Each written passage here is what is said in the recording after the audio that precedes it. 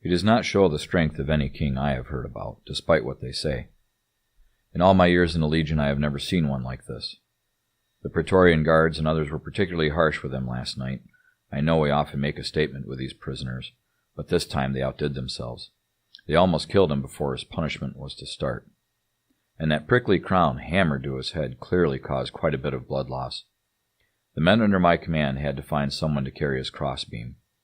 That might be viewed as leniency, but it was surely necessary to keep us moving along. He had little strength even to walk this road. The crowd that follows us out of the city is much larger than we are used to. Keep watch to see if they might attempt to rescue one of these three.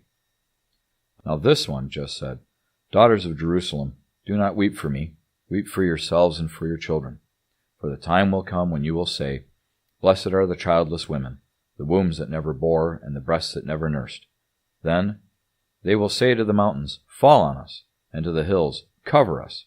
For if people do these things when the tree is green, what will happen when it is dry?" What could that possibly mean? Who would ask a mountain to fall on them just because of a dry tree near Jerusalem? Keep moving. The day's business awaits us. No turning back now. That sign that Pilate ordered really stirred up their leaders. I suppose that posting in Aramaic, Latin, and Greek was specifically intended to elicit a response.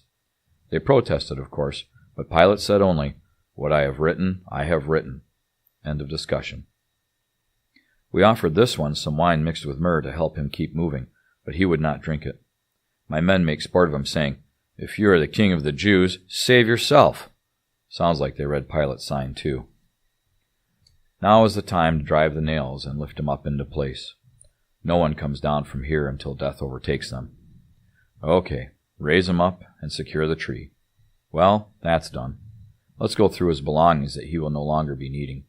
We can divide up his clothes, rags though they may be. But notice his undergarment. It is unusual, having no seams, woven in one continuous piece from top to bottom. Let's not tear that. We can cast lots to see who takes that garment. Nearly everyone we deliver to this place remains totally alone. Just us and them. But this is different. I wonder who are these people that stay so close to him? I understand those leaders. They want to be certain that he dies today. They just stand there snickering and entertaining themselves at his expense. Someone walking by just joined the verbal assault. "You who are going to destroy the temple and build it in 3 days, save yourself. Come down now from the cross if you are the Son of God." Ah, the jeers of those who esteem themselves higher than he. The Son of God? How could they think that? Did he really say that? I wonder what his definition of destroy is. If we Romans destroyed such a building, there would be no rebuilding it, ever. "He saved others," they said, "but he can't save himself. He's the King of Israel. Let him come down now from the cross, and we will believe in him. He trusts in God. Let God rescue him now if he wants him, for he said, 'I am the Son of God.'" They mock him and tell him to come down, yet he doesn't curse, doesn't spit, doesn't strike out in any way. Wouldn't that be something? Maybe he will be the first to come down while he still breathes. That would shock them all. Those others standing about, I do not understand. Men and women, not taunting those leaders, not taunting us, not taunting this man who is being punished. How could anyone still care for this outcast who has nothing left to offer?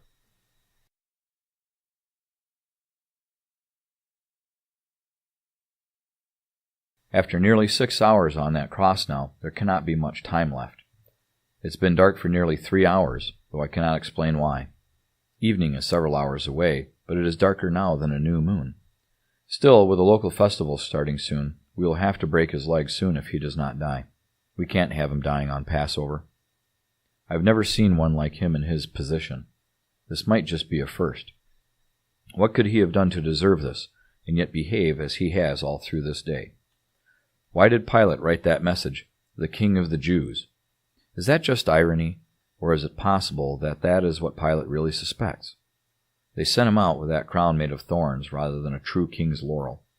He doesn't act like royalty. He barks no orders, makes no threats. They say he stands against Rome, yet I heard he answered a zealot who challenged Roman law regarding service to carry a legionnaire's gear by saying, "If he asks you to walk 1 mile, walk with him 2. That may be radical, but not what a zealot would say. Someone was just saying that the leaders thought it better to sacrifice this one man than that all should suffer. A strange sacrifice this is. Though abandoned by Rome and many of his own, he has not forsaken anyone. He has rebels to his left and right. One of the criminals who hangs beside him just used his near final breath to insult him too. "Aren't you the Messiah? Save yourself and us." Now the other criminal argues with the first. "Don't you fear God, since you are under the same sentence? We are punished justly, for we are getting what our deeds deserve. But this man has done nothing wrong. Yeshua, remember me when you come into your kingdom." Done no wrong? Then why would he possibly be here today? Is there anyone who has never done something wrong? Oh, now he gasps for air to speak. "Truly I tell you, today you will be with me in paradise." Paradise? Ha! There's nothing that follows this life, right?